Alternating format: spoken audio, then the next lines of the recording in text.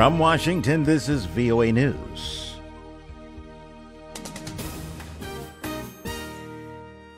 I'm Tommy McNeil reporting. Donald Trump Jr. released emails on Twitter that indicated an interest in obtaining damaging information about Hillary Clinton from a Russian source during the 2016 presidential election.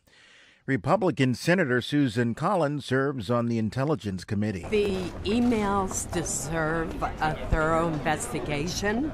I believe that the committee should interview Donald Trump Jr. as well as everyone else. Republican Senator Lindsey Graham says the emails do not establish that any actual information passed between Russia and the Trump campaign. The U.S. and Qatar have signed a memorandum of understanding to fight terrorism. U.S. Secretary of State Rex Tillerson arrived in Doha Tuesday after meetings in Kuwait. Tillerson's visit to Qatar is aimed at helping resolve the dispute between the Persian Gulf nation and its neighbors.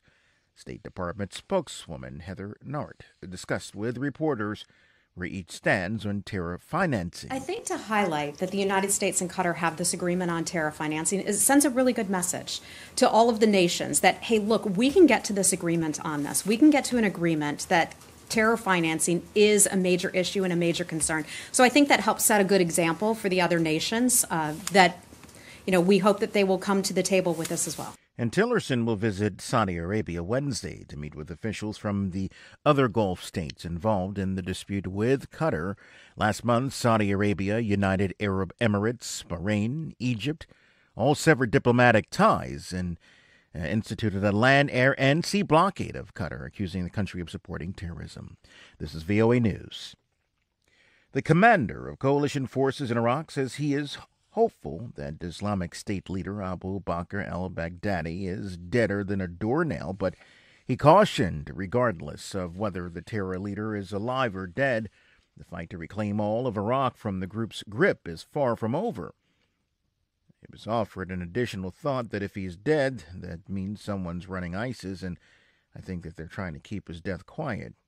And there has been a steady stream of reports regarding Baghdadi's death in recent weeks, including claims by the Russians, the Syrians, and the Iranians. Earlier Tuesday, the Britain-based Syrian Observatory for Human Rights said it had information confirming the death of the IS leader. An Iranian cancer researcher traveling to the U.S. on a valid visa has been detained in Boston, along with his wife and 3 children, 2 weeks after President Donald Trump's revised travel ban came into force. Prestigious Boston Children's Hospital said Tuesday that Dr. Mohsen Denavi was prevented from entering the country with his wife and 3 children, despite holding J-1 visa, intended for visiting scholars and those taking part in academic or cultural exchange programs. The family, including a 7-month-old infant, arrived on Monday at Boston's Logan International Airport. 2 weeks ago, the U.S. Supreme Court upheld the revised version of Mr. Trump's executive order that banned travelers from Iran, Libya, Somalia, Sudan, Syria, and Yemen, except for those who had a bona fide family tie to one or more U.S. residents. The FBI says a U.S. Army sergeant arrested for allegedly trying to help Islamic State has a long history of making threats and pro-extremist statements. Haika Kang has made his first court appearance in Honolulu and was ordered to remain behind bars. Undercover FBI agents posing as Islamic State contacts arrested Kang Saturday after he allegedly pledged his loyalty to IS, talked about wanting to kill a bunch of people. He had also gone shopping with an undercover agent for a drone to give to IS fighters. Special Agent in charge, Paul Delacourt. Kang was arrested by FBI SWAT based on probable cause that he had committed material support to terrorism, because he had sworn to Bayat, and because he had shown an increased inclination to violence. Aid agencies say they welcome the Trump administration's promise of nearly $640 million to help 4 countries dealing with rampant food insecurity, but they say the pledge is overdue and taking too long to reach the people who desperately need it. The president announced the pledge at the G20 summit in Germany, several weeks after Congress approved the expenditures for Nigeria, South Sudan, Somalia, and Yemen. I'm Tommy McNeil in Washington.